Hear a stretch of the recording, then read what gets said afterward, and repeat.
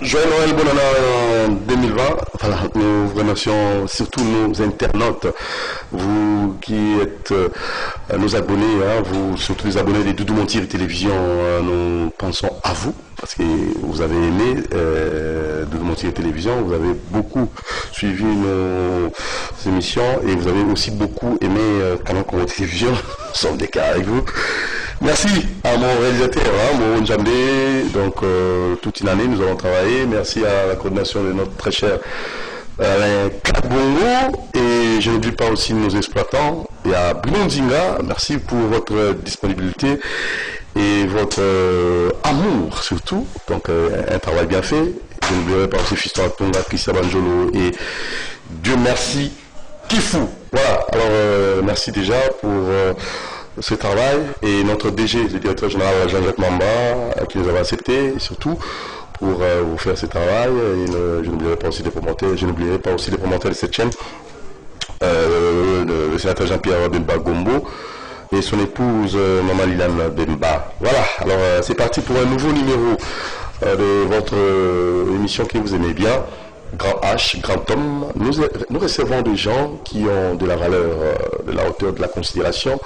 Et aujourd'hui, nous avons le plaisir de recevoir pour vous un écrivain. Il est aussi pasteur, il est aussi artiste, et il est aussi un entrepreneur. Il est vraiment multidimensionnel, multisystème. Et vous allez le connaître à fond. Je vous conseillerais de ne pas zapper, rester nombreux et suivre attentivement cette émission, parce que les thèmes que nous aurons abordés, c'est un thème très intéressant, comment devenir riche. Ah oui, tout le monde aspire au bonheur, hein. Voilà, personne ne pourra accepter la pauvreté, hein. Donc il faut nécessairement dire non à la pauvreté, hein. Donc il faut avoir cette volonté-là de devenir riche. Voilà, d'abord vos pensées, par rapport de vos pensées. Il est là.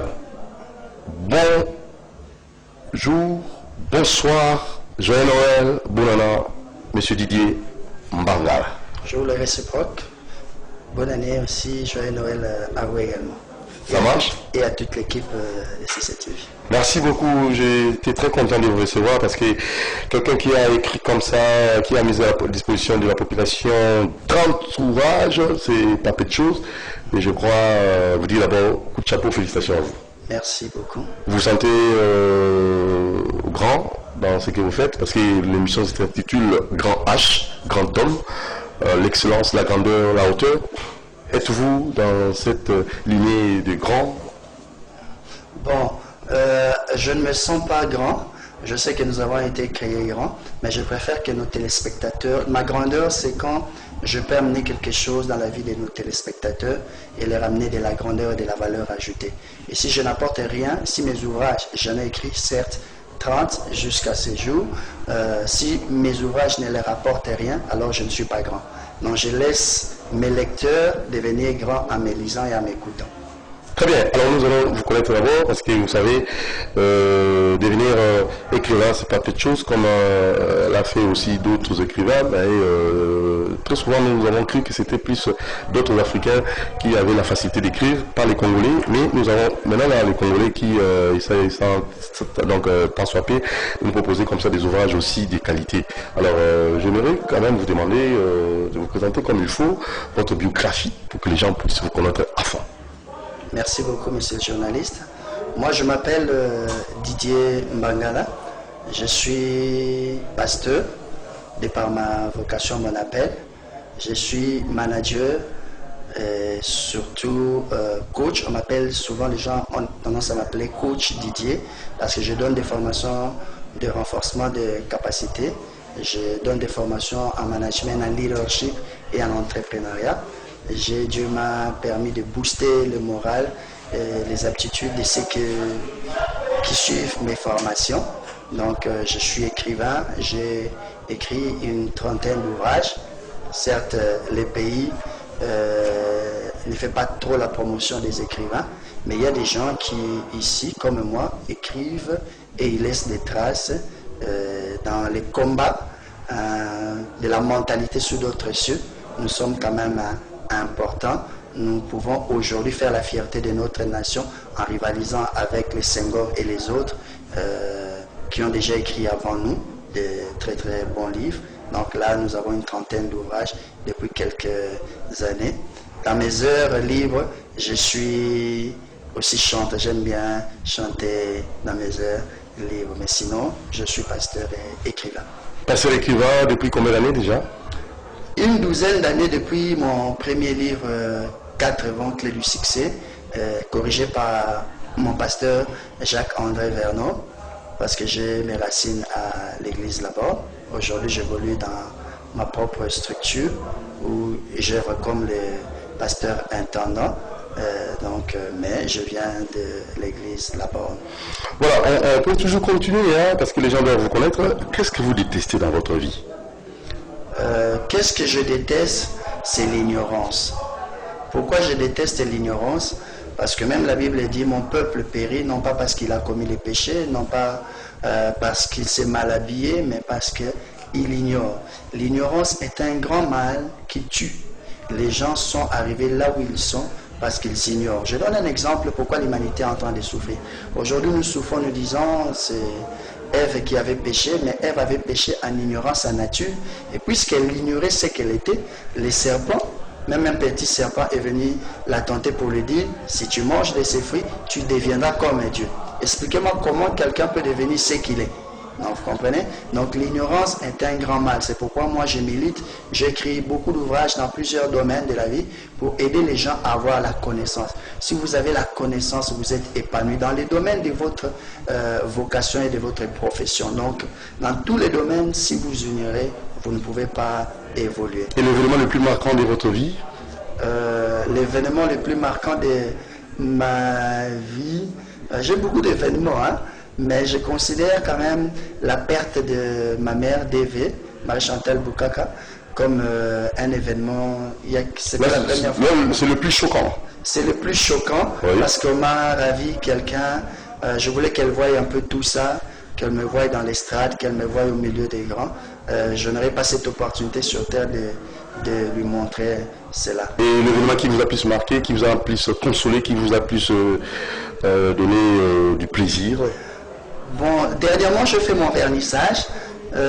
C'est un événement de reconnaissance. Les gens sont venus reconnaître le travail que j'étais en train de faire. J'ai travaillé plusieurs années en coulisses.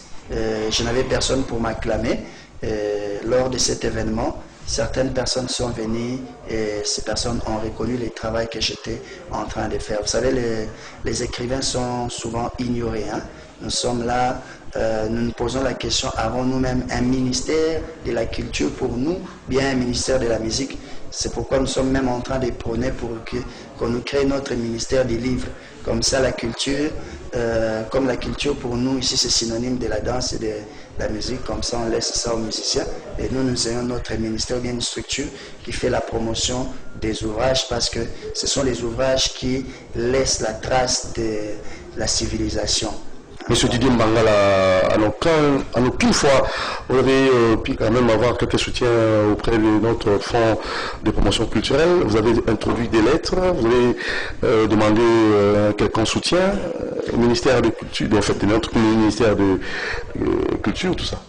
Vous savez, le ministère des Sports, par exemple, je donne un exemple, oui. Avec la structure qui a les staffs techniques, ils ont des joueurs qu'ils repèrent.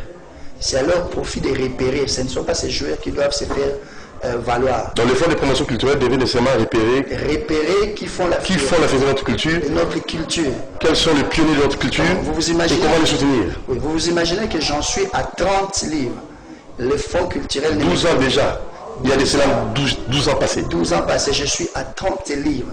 Et mon pays ne me connaît pas. Je vis ici, j'habite ici, je vis à Lipet. Ça c'est grave. Mon pays m'ignore. Et outre cela, nous avons introduit des lettres dans toutes ces administrations, voire même à la présidence et ailleurs.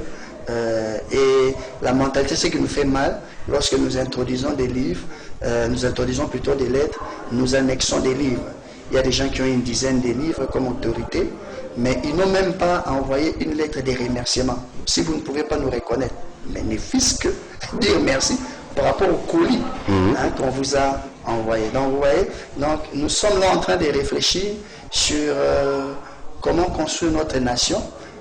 comment redynamiser notre économie, alors qu'il y a des chercheurs, des gens intellectuels qui écrivent. Par exemple, je donne un exemple ici. Dans ces livres, je montre entrepreneuriat. Faire du business comme un pro. Je montre 10 raisons d'investir en RDC. Quelles en sont les 10 raisons? Il y en a plusieurs. Il y a notre fiscalité, oui, qui est aujourd'hui favorable parce que nous avons des zones d'exonération. Ça va? Nous avons également, la RDC constitue les plus grands marchés parce que nous sommes constitués de 9 marchés autour de nous. Il n'y a aucun pays au monde qui a 9 territoires parce que nous regardons, nous avons 9 frontières. Mais moi, je suis en train de regarder 9 marchés. Donc, donc il y a tout ça. Vous trouvez des opportunités. Il y a beaucoup d'opportunités d'investir en RDC. Nous écrivons, mais personne ne fait attention. Est-ce un manque à gagner de la part de notre Fonds de promotion culturelle? C'est un manque à gagner parce que nous ne représentons pas les pays. Les pays représentés, des fois, nous allons... Pourquoi nous soutenons les léopards? Les léopards, il y a les léopards de football, il y a les léopards de handball, mais il y a les léopards également de la culture ou bien des livres. La culture, c'est quoi? Essayez un peu de nous expliquer ça. La culture, parce que là, vous avez bien précisé, le fonds de promotion culturelle, c'est pour le musicien, mais il y a Félix Oazikwa qui avait pu quand même avoir une sorte de financement pour son ouvrage, Les bonbons de la sagesse. C'est pas, mais combien l'ont eu? Combien l'ont eu? Combien l'ont eu? Mais lui a pu quand même avoir... il avait même dit, est-ce que les gens rédigent bien? Est-ce que les gens introduisent des lettres?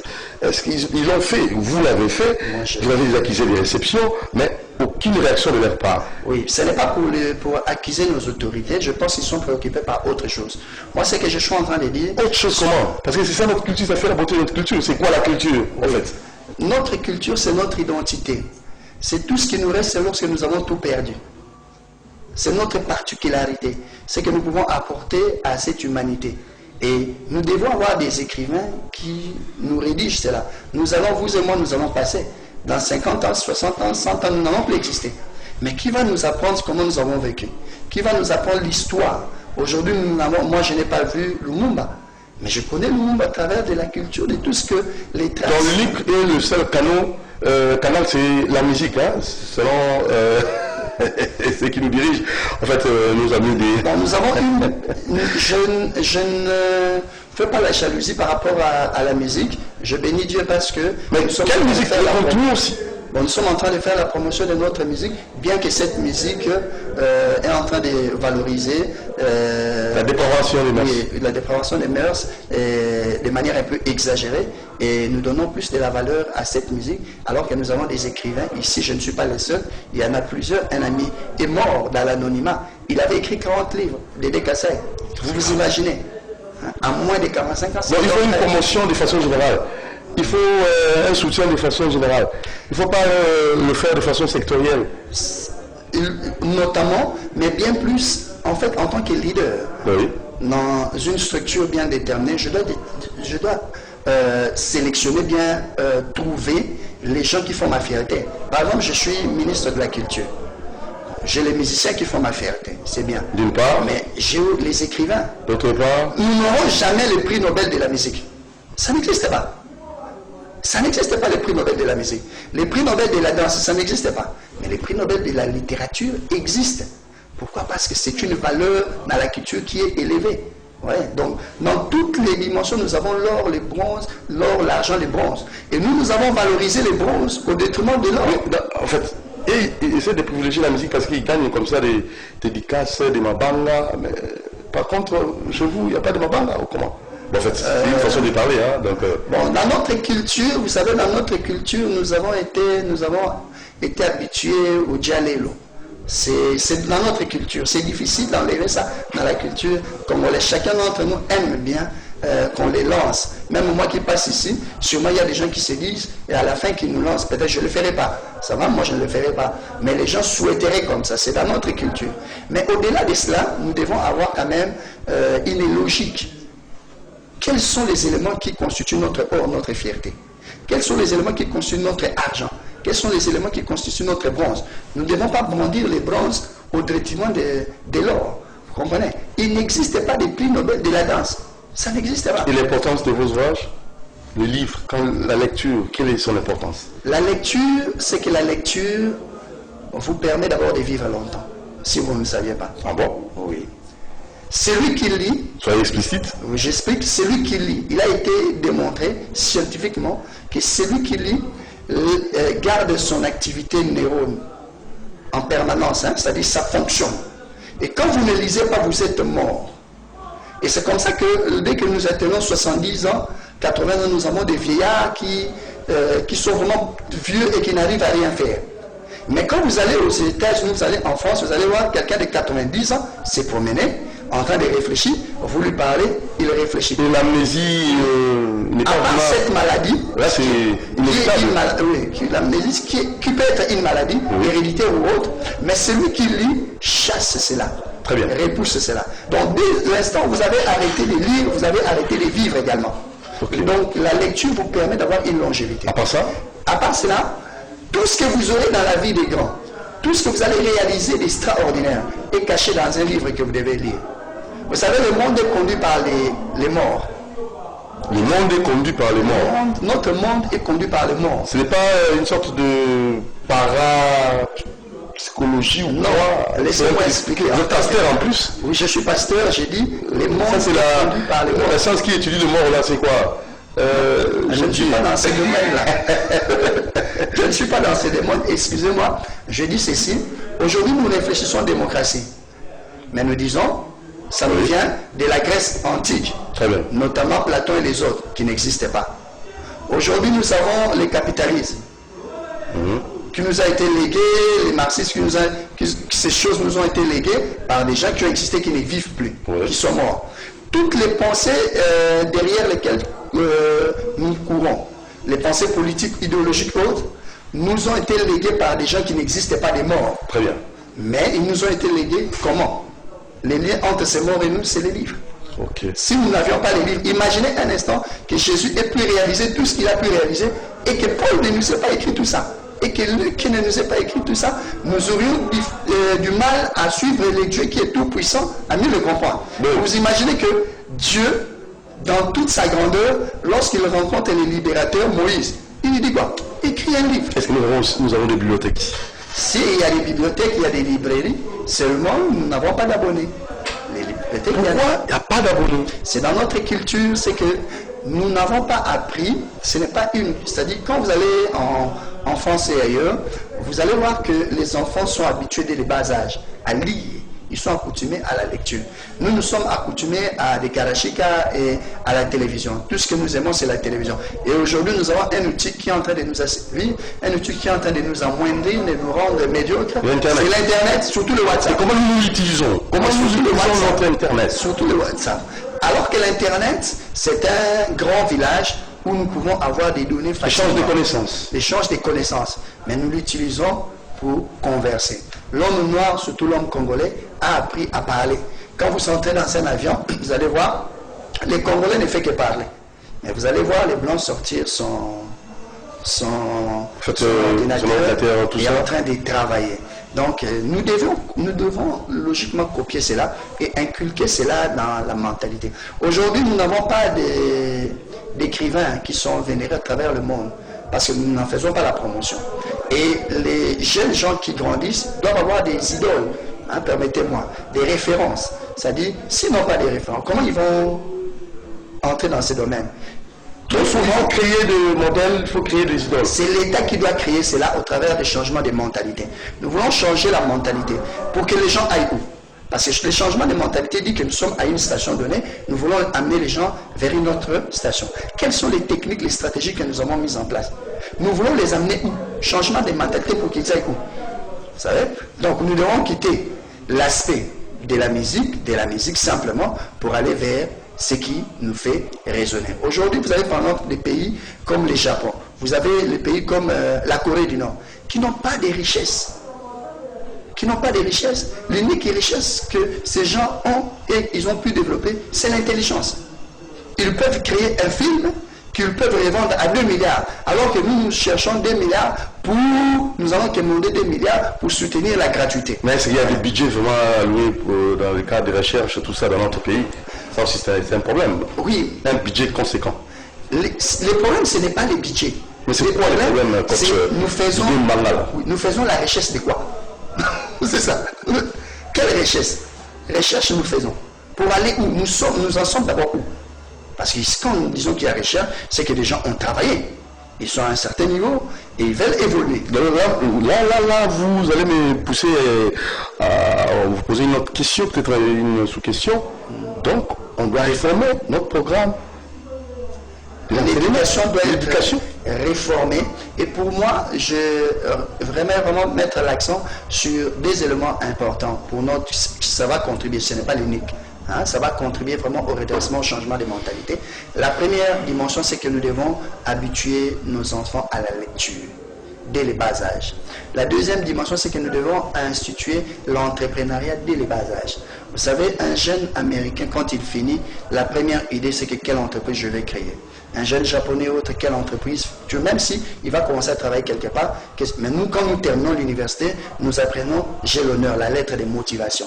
Nous apprenons toutes les techniques pour que ta lettre soit acceptée au lieu de créer des structures. Donc, nous avons une éducation qui nous apprend à devenir des consommateurs au lieu de devenir des investisseurs. Mais pour investir, il faut avoir un fonds. Très souvent, les gens ont tout tendance à chercher d'abord qui peut me donner un fonds de commencement, un fonds pour implanter une activité commerciale.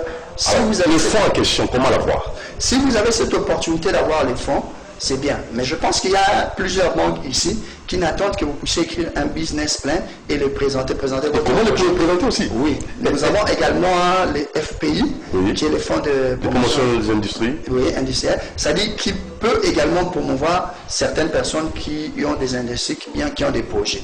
Mais d'une manière générale, je parle de manière particulière. Vous ne pouvez pas être limité, vous ne pouvez pas dire, bon, moi je ne peux pas prospérer parce que je n'ai pas de fonds. Non, je pense que les plus grands investissements, les plus grands capital que Dieu vous a doté, c'est votre intelligence. Vous devez avoir des idées. Du reste, Dieu nous a dit, l'homme mangera à la sueur de son cerveau. Très bien. Bon, j'ai entendu quelqu'un dire, les jeunesses disent à la sueur de son fond. Non, il disait son cerveau. Le cerveau doit réfléchir. L'homme vivra à la sueur de son cerveau. Oui, pas de son fond. Mais ça, souvent, c'est... Mais qui a... Il y a la lettre et l'esprit de la lettre. Il y a la lettre et l'esprit de la lettre. On y reviendra. Suivant la cérémonie du vernissage de ces deux ouvrages, Maître penseur et aussi Loi de la prospérité avec le l'écrivain Didier Mbangala, préfacé par Hans Antimbanda. Et là, c'est pour votre plaisir. Là, c'était pour l'ouvrage Comment devenir riche, hein, préfacé par Hans Antimbanda. Il est aussi le parrain de notre écrivain, M. Didier Mbangala. Suivant. Seigneur, nous consacrons ces ouvrages au nom du Père. Le monde scientifique congolais, de nouveau enrichi des deux ouvrages. L'œuvre est signée Didier Mbangala. Auteur de plus de 30 publications déjà, l'homme vient de marquer encore son histoire. Le week-end dernier, il a signé deux importantes œuvres qui ont été portées sous les fonds baptismaux. Il s'agit de la loi de la prospérité et Maître penseur. En effet, dans la première œuvre, l'auteur démontre et donne des recettes pour mener à bien une vie prospère par des procédés simplifiés. Par ailleurs, le second ouvrage, intitulé Maître penseur, qui contient notamment un condensé de 22 poèmes et 1000 maximes relatives aux pensées politiques, économiques et philosophiques.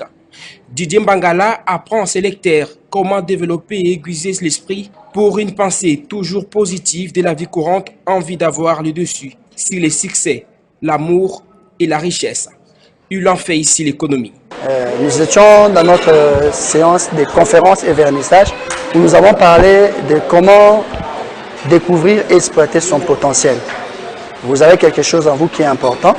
Ne passez pas le temps à chercher des solutions sur des gens. La vraie solution se trouve en découvrant ce que Dieu a placé en vous. Dieu en investissant en vous, parce que vous êtes les plus grands investissements de Dieu, un investissement qui a coûté le sang de Jésus-Christ. Cet investissement, Dieu a mis des choses en vous que vous devez apprendre à découvrir. Lorsque vous avez appris à découvrir ces choses, votre monde, votre entourage va également vous découvrir et les choses que vous êtes en train de chercher vont sortir dans votre vie. Donc je vous prie de lire les livres. Aujourd'hui, nous allons présenter un de mes 30 ouvrages Loi de la prospérité.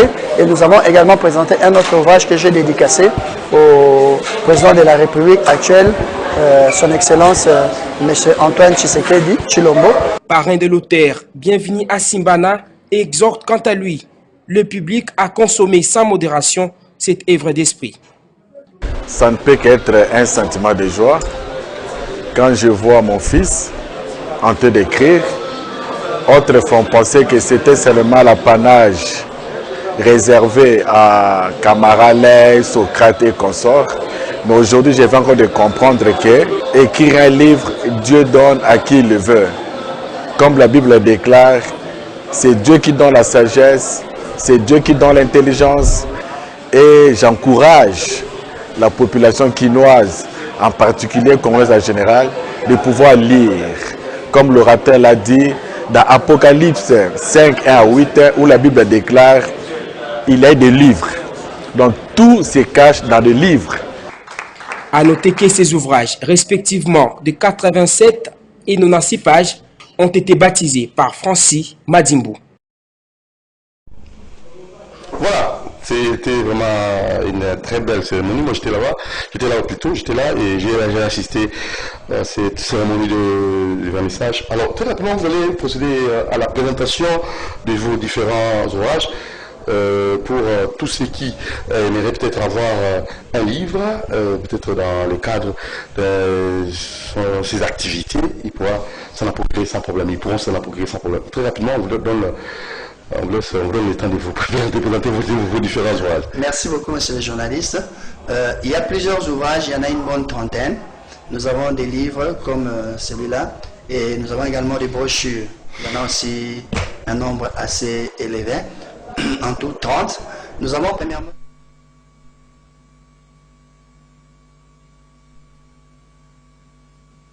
Nous avons écrit 22 poèmes et 1000 maximes qui sont des pensées philosophiques, économiques, politiques, de leadership pour motiver les gens à avoir des références. Parce que souvent nous disons tel a dit.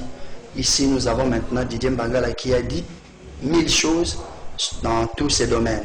Nous avons un autre livre, c'est 100 secrets de la réussite. Là nous donnons, c'est une collection qui va de 1 à 4.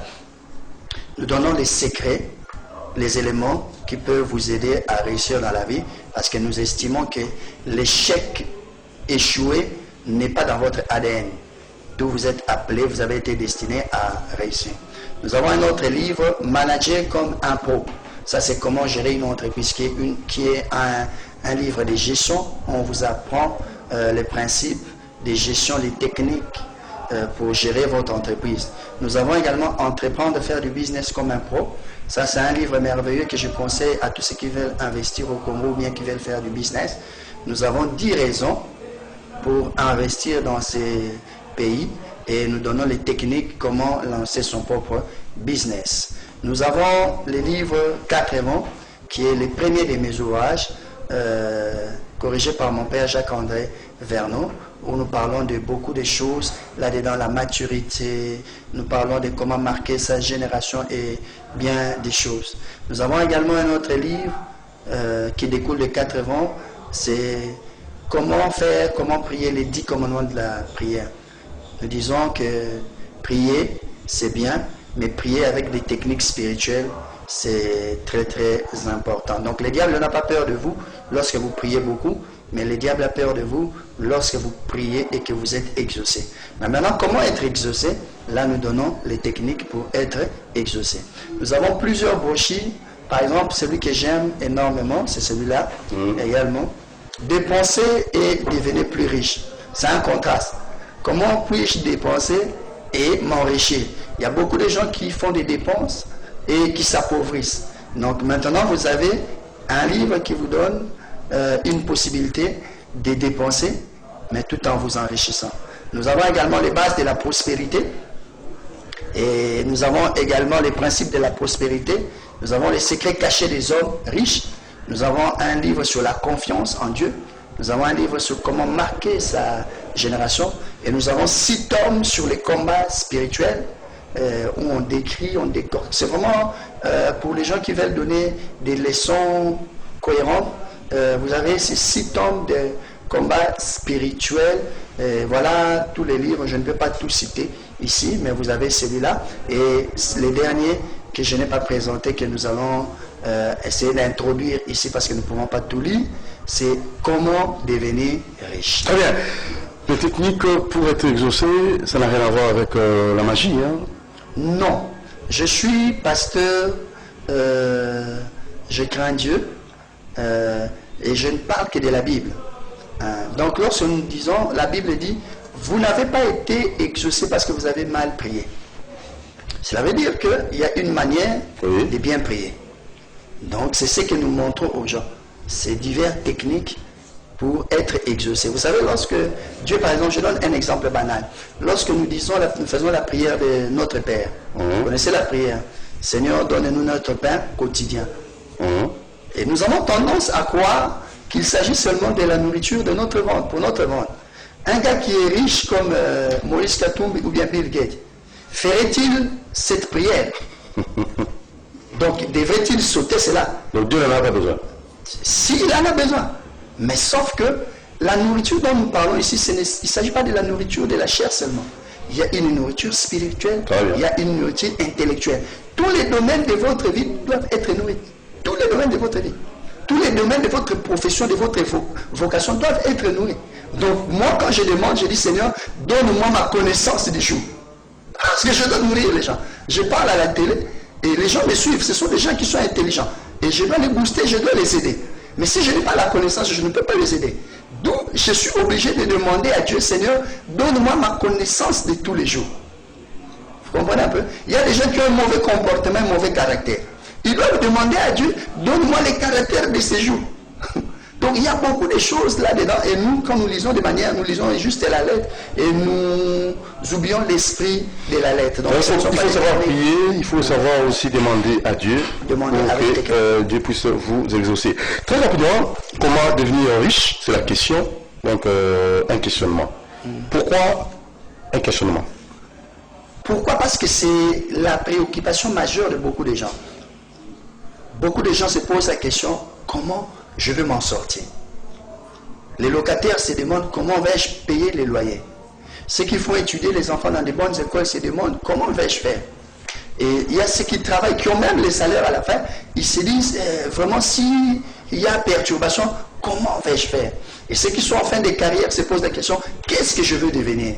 Et pour répondre à tout cela, il faut devenir riche. Donc c'est une question de tous les jours. C'est une question de tous les jours, et tous les jours nous sommes confrontés à la richesse et à l'argent. Ok. La différence entre le riche et le pauvre. Alors là, je vois, vous avez bien précisé dans votre ouvrage, page 12, l'argent n'est pas synonyme de la richesse. Pourquoi avez-vous dit cela? L'argent n'est pas synonyme de la richesse. D'accord. Pour répondre à votre préoccupation, je voudrais dire d'abord une chose essentielle. Nous avons été éduqués par nos pères dans tous les domaines. Il arrive certaines fois que nos parents, à cause de notre éducation africaine, ne nous parlent pas du domaine sexuel. Mais bien pire encore, l'erreur que commettent nos parents, ils savent que nous allons grandir, nous allons devenir des gens importants, nous ferons face à de l'argent. Et nous n'avons reçu aucune éducation à propos de l'argent. On ne nous a pas éduqués au sujet de l'argent. C'est comme ça que quand nous commençons à travailler... Éducation monétaire. Éducation financière. Nous appelons ça éducation financière. Éducation financière. Ok, éducation financière. Les enfants à l'école, nous donnons toutes sortes d'éducation, mais nous ne montrons pas aux gens comment... Mais les parents, très souvent, ils pensent qu'en démontrant, en orientant les enfants, ils auront peut-être ces goûts-là, ils deviendront... trop assoiffés d'argent. Je ne sais pas si c'est... Ça, c'est le comble avec nos parents africains. C'est ce que j'ai dit. Non, nous en faisons comme un tabou. Moi, j'ai été éduqué depuis mon enfance. Okay. Mon enfance, moi, j'ai été éduqué, mon père me donnait l'argent des poches. Ça n'a rien changé à moi. Je ne suis pas devenu cupide pour autant. Oui. Au contraire, je me suis habitué avec l'argent dans ces domaines-là. C'est-à-dire, j'ai appris à parler avec l'argent, à côtoyer l'argent. En ayant 6 ans, je parlais déjà avec l'argent. Okay. Je faisais déjà mon budget par rapport à mon argent de poche. J'ai appris des tics comme ça, qui sont des tics très très importants pour les enfants. Vous comprenez? Et quand nous n'avons pas appris cela, quand nous aurons beaucoup d'argent, qu'est-ce que nous allons faire? Nous allons dilapider cela. Nous avons posé ici dans notre premier chapitre que nous allons voir, la différence entre les riches et les pauvres. Nous précisons d'abord que l'argent n'est pas synonyme de la richesse. Pourquoi? Vous pouvez avoir beaucoup d'argent, mais ne pas être riche. Parce que la richesse n'est pas les espèces que nous touchons. La richesse, c'est une mentalité. Au niveau de notre esprit. C'est au niveau de notre être intérieur. Si dans notre être intérieur, nous ne sommes pas nobles, nous ne pouvons manifester que la médiocrité. Comme le beau, c'est une valeur intrinsèque. Donc, ce que je dis, c'est là que je pose comme action que l'argent n'est pas synonyme de la richesse. Vous voyez, vous-même, il y a beaucoup de gens qui ont beaucoup d'argent. Hein, ils ont beaucoup d'argent, mais ça finit où? Des femmes, des amis, on va boire, on va dire du véhicule. Du véhicule. Donc, il a beaucoup d'argent, mais il n'a pas la noblesse de la richesse. La richesse, c'est une qualité, c'est une noblesse. Hein, ce n'est pas l'argent. Et la pauvreté? La pauvreté également est une mentalité. Vous pouvez être pauvre, ce sont ces gens-là qui sont pauvres mentalement, mais apparemment avec beaucoup d'argent. Oh, oui, c'est compliqué là. C'est compliqué. Paradoxal. Ce n'est pas paradoxal, mais c'est ce que nous vivons. On les lance dans telle chanson, ils gaspillent. Mais il ne se rend pas compte que pour avoir 1000 $, il a dû souffrir énormément. Il ne pèse plus, il a oublié tout cela. Et ce sont ces gens-là que nous appelons les gens qui sont pauvres, qui ne comprennent pas l'importance de l'argent.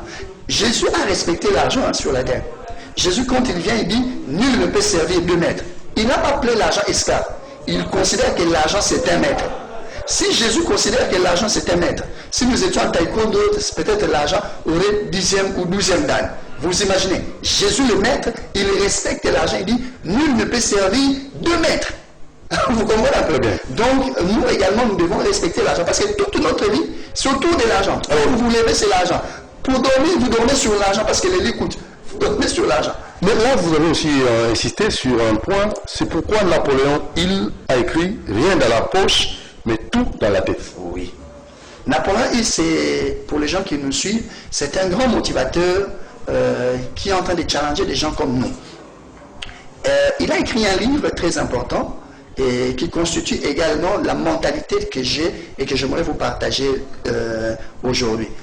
J'estime que si vous manquez d'argent, si vous n'avez rien dans la poche, vous n'êtes pas handicapé dans le domaine des finances. Il suffit que vous ayez des idées qui vous amènent vers la prospérité. L'argent est à la tête, il n'est pas au niveau de la poche. Mais l'argent, maintenant, vous devez trouver la technique, la stratégie pour faire sortir l'argent qui est spirituel pour que l'argent devienne palpable. Vous comprenez un peu? Donc, lorsque quelqu'un n'a rien dans la poche, ne peut pas dire que c'est quelqu'un qui est pauvre. Non. Apparemment pauvre, mais s'il exploite les idées, il peut devenir très riche. Je donne un exemple banal. Aujourd'hui, nous sommes tous sur Facebook. Le capital de départ de Facebook est de 1000 $ que M. Mark Zuckerberg n'avait pas. Il n'avait pas les 1000 $. Il avait Facebook dans son esprit, mais il n'avait pas les 1000 $. Qu'est-ce qu'il a fait? Il a contacté un ami qui lui a prêté 1000 $ et il a donné 20% de son capital à cet ami. Aujourd'hui, Facebook pèse plus de 100 milliards. Alors vous avez encore insisté, quelqu'un qui a une idée ou un projet concret susceptible de lui procurer de l'argent, le plus riche qu'un millionnaire qui n'a aucune idée. Oui. Dieu, c'est le Dieu des idées. Nous allons voir ça plus loin. Dieu, c'est le maître des projets. Lorsque vous allez avec Dieu, vous devez réfléchir en termes des projets. Il dit, je connais les projets que j'ai faits pour vous. C'est un maître des projets. Donc, si vous n'avez pas de projets, l'argent que vous avez finira au gaspillage. Vous allez les gaspiller. Mais si vous avez des projets, c'est une bonne affectation pour votre argent. Et les projets doivent aussi être bien planifiés, bien étudiés, bien élaborés aussi. Lorsque nous parlons de projets, nous estimons que ce sont des choses mûrement réfléchies. Très bien. Hein, selon les règles de l'art, parce que les projets doivent se faire aussi selon une certaine règle. Donc nous ne faisons pas des projets pour faire des projets. Des projets bidons. Hein, des projets bidons. Je vais aller à Loufou, comme j'ai dit déjà, aller à Loufou. Quelqu'un vous conseille, vous dit, à Loufou c'est bien, hein, vous allez gagner. D'abord c'est quelqu'un qui n'a pas fait le commerce, ça doit être un pauvre, parce qu'il n'a pas beaucoup d'argent, et vous êtes conseillé par un pauvre qui vous dit, allez à Loufou. Vous imaginez? Donc vous risquez de tomber. La Bible dit ceci, si un aveugle conduit, un aveugle, les deux tomberont dans Le loup, c'est mauvais. Je ne dis pas que le fou c'est mauvais. Je dis généralement, nous apprenons à Dubaï, Guangzhou, nous apprenons les gens qui sont allés et nous disons, nous aussi nous allons y aller. Et la femme, nous n'avons pas fait un projet. Elle vous fait pression, hein, la femme vous fait pression pour ça. Bon, pas seulement la femme, mais nous-mêmes également. Il ne faut pas incriminer nos dames qui contribuent à bien des choses meilleures pour nous. Donc, voilà un peu tout. Donc ça dit, vous devez avoir un projet mûrement réfléchi. Vous devez investir, mais de manière intelligente. N'investissez pas de manière... L'argent, deuxième point, l'argent est une mentalité. La différence entre les riches et les pauvres. L'argent est une mentalité. L'argent est une mentalité. L'argent que vous avez en espèces, ce n'est pas votre capacité financière. Votre capacité financière est dans votre esprit, dans votre tête.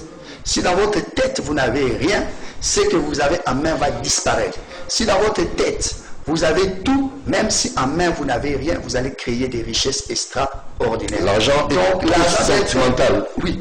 Il n'aime pas qu'on le rejette.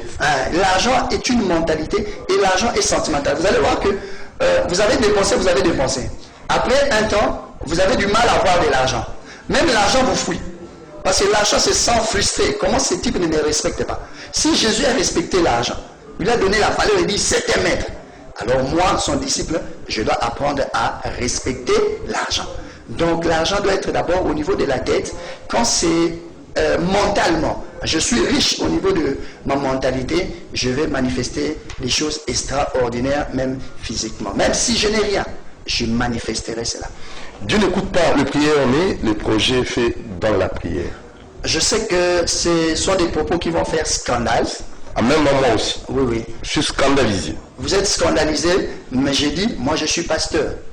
Depuis 2006, j'ai œuvré dans plusieurs églises. Et aujourd'hui, je dirige ma propre église. Donc, je suis chrétien, je prêche le combat spirituel, je suis dans l'onction, dans tout ça.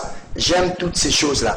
Mais je dis que Dieu n'exauce pas les prières. Si Dieu exauçait les prières, nous n'aurons pas beaucoup de gens manguengue. Il y a des gens qui font 2 mois, 3 mois à la montagne. Pourquoi? Parce qu'ils ne sont pas exaucés. Dieu exauce les gens qui lui amènent les projets. N'oubliez pas, Jérémie 29, 11, il dit, je connais les projets que j'ai faits pour vous. Comme Dieu nous a créés comme Dieu, c'est qu'il veut que nous puissions collaborer en termes de projets. Imaginez-vous que vous connaissez le président, vous puissiez connaître le président de la République. Et que vous allez lui raconter vos histoires, comment votre femme, tout ça. Il va s'ennuyer, il ne va pas vous accepter. Et le Dieu tout-puissant, c'est lui qui est plus grand que le président. Vous vous imaginez. Mais lorsque vous parlez avec lui, il doit voir que vous êtes de sa nature. Dieu cherche des gens qui ont son identité. Quand au début il a créé le monde, il a dit, créons un autre nous-mêmes. Vous imaginez. Il a dit, un autre nous-mêmes. Quelqu'un qui réfléchit, qui a des projets. À titre exemplatif. Parce que les gens pourront se questionner là. J'ai suivi une fois le pasteur Kawata, lorsque nous étions encore plus jeunes. Le pasteur Kawata nous prêchait. Il dit, il est allé en Corée. Et lui, il priait beaucoup. C'est un homme qui aime beaucoup la prière. Et il priait dans la grotte en Corée.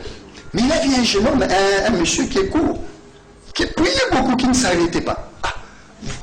Vous imaginez quand vous êtes un champion de la prière et que vous rencontrez un autre champion, vous avez tendance à vous approcher pour savoir mais comment il fait. Et quand il s'est rapproché de cet homme il dit je suis parmi les 12 richesses, les grandes richesses de la Corée ici. Et j'ai plus de 12 entreprises. Je dois parler à Dieu pour chaque entreprise. J'ai des cas pour chaque entreprise. C'est pourquoi ça me prend beaucoup de temps, je traîne dans la prière. Alors que notre pasteur faisait du bénévolat dans la prière, l'autre monsieur était en train de venir avec des projets pour chaque entreprise. C'est grave. Et les chrétiens vont vers Dieu qui a tout sans projet.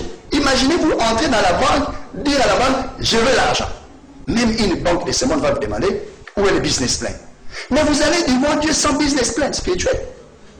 Comment il va vous exaucer? C'est pourquoi nous avons peu d'exaucement. Même lorsque nous parlons de la prospérité, nous parlons de cela, nous ne voyons pas les répercussions sur la population. Les gens ne deviennent pas prospères. Donc nous sommes dans un monde où nous devons avoir des projets. Aujourd'hui, nous avons un autre président. Mais comment nous allons collaborer avec ce nouveau pouvoir si nous ne sommes pas dans les domaines des projets? Vous comprenez? si nous ne sommes pas dans les domaines des projets. Je vois. Ah, l'État nous fait défaut. Donc, vous devez réformer vos services d'intercession ou quoi, parce que vous êtes pasteur, il faut faire une forme de réforme aussi. Oui, c'est pourquoi je veux que... Les intercessions, ils prient beaucoup, non? Oui, vous allez remarquer que dans les églises, les départements qui est les plus pauvres, Service au département d'intercession. remarquez dans vos églises, dans nos églises, les départements où il y a beaucoup de médiocres et beaucoup de pauvres, c'est les départements d'intercession. Pourquoi? Justement, c'est anormal, parce que nous estimons qu'ils ont la plus grande arme, c'est la prière. Or, la prière n'est pas la plus grande arme. La prière n'est pas une sémence, la prière soutient les autres armes. Très bien dit. Être pauvre n'est pas une vertu, et nous terminons par ça, parce que l'État nous fait défaut. Oui, être pauvre n'est pas une vertu. Sinon, je vais donner 2 exemples. Sinon, Dieu se serait présenté à nous en pantalon troué. Mais lorsqu'on présente Dieu, il est toujours présenté. Il vit là où il y a de l'or, il y a des pierres précieuses, c'est bien bâti. On ne parle jamais des gens qui sont les clandestins au ciel. Vous comprenez? Ça, c'est la première raison. La deuxième raison, pourquoi ce n'est pas une vertu? Parce que la Bible dit la sagesse du pauvre est quoi? Est méprisée. Donc, chaque fois que vous serez intelligent et que vous êtes pauvre, les gens vont vous détester. Les gens n'aiment pas, même Dieu n'aime pas ça, la pauvreté. C'est pourquoi il nous appelle à devenir riches. Troisième raison, lorsque le pauvre Lazare meurt et qu'il va au ciel, la première personne qu'il rencontre au ciel, c'est qui? C'est Abraham. Abraham était qui? Était un riche. Abraham, c'était un homme qui évoluait comme une nation. Vous vous imaginez? Abraham était immensement riche. Donc, la première personne que vous allez rencontrer au ciel sera quelqu'un de riche. Vous n'allez pas rencontrer un pauvre. Très bien. Alors, ça n'est fini parce que là, notre réalisateur nous fait signe que c'est vraiment la fin. Être pauvre est votre choix et votre décision. Oui. Si vous êtes aujourd'hui... Est-ce qu'il faut vraiment se décider pour ça? Les gens ont fait le choix au travers de leur style de vie, au travers de leur raisonnement, leur mentalité, leurs attitudes. Ils ont décidé, moi, je ne veux pas m'enrichir. J'ai parlé avec une personne sur ces choses. Elle m'a dit non, ça ce sont les sciences mystiques. J'ai dit, comment la Bible peut devenir mystique? Puisque je ne tire des versets que de la Bible. Je ne tire des connaissances que de la Bible. Et je montre ce que la Bible est. Donc je dirais ceci. Lorsque Lazare va au ciel, il rencontre d'abord un riche, Abraham, qui les reçoit. Et vous allez voir dans la conversation, les riches qui allaient en enfer, qui allaient dans les tourments, non pas parce qu'il était riche, mais parce qu'il ne craignait pas Dieu, il ne craignait pas Dieu plutôt, il est allé en enfer. Et là, il demande, il supplie, et la conversation se passe entre Abraham qui est riche et les riches qui sont en enfer. Et vous voyez notre ami Lazare qui était pauvre sur terre, il est écarté de la conversation. Pire encore, les pauvres, les riches qui sont en enfer, est en train de commander les riches, les pauvres qui sont au ciel. Il dit, Abraham, envoie Lazare. Donc même au ciel, les pauvres et mon amoutine. Vous vous imaginez? Donc il faut vraiment lutter contre la pauvreté. Donc j'estime que nous devons lutter contre la pauvreté, mais nous parlons de la richesse céleste. Nous ne parlons pas de la richesse pour acheter toutes les voitures du monde, nous parlons de la richesse qui contribue au bien-être de notre société. C'est de cette richesse dont nous parlons. Ça n'est fini pour ce soir. Alors, Didier Mbangala, qui nous avons reçu pour vous un écrivain qui a déjà 30 ouvrages. Et je voudrais que vous puissiez quand même donner vos adresses pour permettre à tous ceux qui voudront s'en procurer et surtout vous atteindre facilement s'il y a un numéro de contact. Pour m'atteindre facilement, je suis pasteur, je l'ai dit, je suis coach, formateur. Pour les églises qui veulent avoir des notions de base pour booster leurs finances, parce que je dis toujours aux pasteurs, si nous apprenons à vos fidèles, vous êtes 40, nous apprenons à vos fidèles comment gagner $200 dans les choses de Dieu. Hein? Et vous allez voir que vous pouvez avoir, si vous êtes 200, vous allez avoir une dîme de plus de $4 000 et l'église peut réaliser les projets. Donc pour nous atteindre, vous nous appelez au 99 099 270 49 49. Je disais 099 270 49 49. Pour avoir ces livres, nous avons 3 points de vente. Sur le boulevard du 30 juin à côté de Huileries, il y a librairie Grand Lac. Vous pouvez trouver les livres là-bas. Et nous avons également des églises, Philadelphie, Funa, du pasteur Atoms. Vous pouvez également trouver nos ouvrages là-bas, ou bien encore à l'IPN, église bouclier de la foi en face de l'Institut de l'Université de l'IPN. Donc vous pouvez également trouver nos ouvrages là-bas. Nous sommes disposés pour ceux qui veulent nous contacter sur Facebook ou bien qui veulent visionner nos cours sur YouTube. Vous écrivez Didier Mbangala avec M apostrophe, Didier Mbangala, et vous pouvez nous atteindre facilement. Merci beaucoup Didier Mbangala, à la prochaine occasion. Et je crois que les gens vont avoir ces goûts et surtout cette culture de la lecture. Merci et Jean-Noël à la famille Antimbanda, à Hans qui est votre parent. Oui. Et il a préfacé aussi cet ouvrage Comment devenir riche, à son épouse, à ses enfants. Et là je vois aussi Naomi Kende, Keren Antimbanda et Dali Daïma. Et je ne sais pas si vous avez un message de vœux. Bon, je suis marié père de 5 enfants. Oui. Jusque-là. Je souhaite le meilleur vœu à ma femme, Rebecca Mbangala Kendela. Je souhaite également le meilleur vœu à toute ma famille, mes enfants, Priscilla, Obregado, Zoé, Hans, DV et Annie Sandy. Et à mon père également, M. Isidore Mbangala, ainsi que à ma mère, Mayela. Donc, meilleurs vœux à toute ma famille. Merci. Doudou Monti, je vous remercie. Je remercie les invités pour sa disponibilité. Et merci à l'équipe technique. Merci à Alain Kabongo, à Moron Djambé et à tous nos exploitants. Fiston, Christian, Angelo, Bounemzinga et Denasi Kifou. Nous pensons vous retrouver très prochainement. Abonnez-vous massivement sur Doudou Monti Télévision, la chaîne YouTube. Donc, c'est très capital. Si vous voulez aussi être invité comme notre très cher Didier Mbangala, appelez-nous au numéro plus 243 89 61 52 634 plus 243 89 61 52 634. Vous allez encore le revoir prochainement pour un autre numéro parce qu'il a 30 ouvrages, donc vous allez vous en habituer, hein, parce que nous allons avoir avec lui, je crois, 30 numéros pour vous édifier. Ciao, à la prochaine occasion.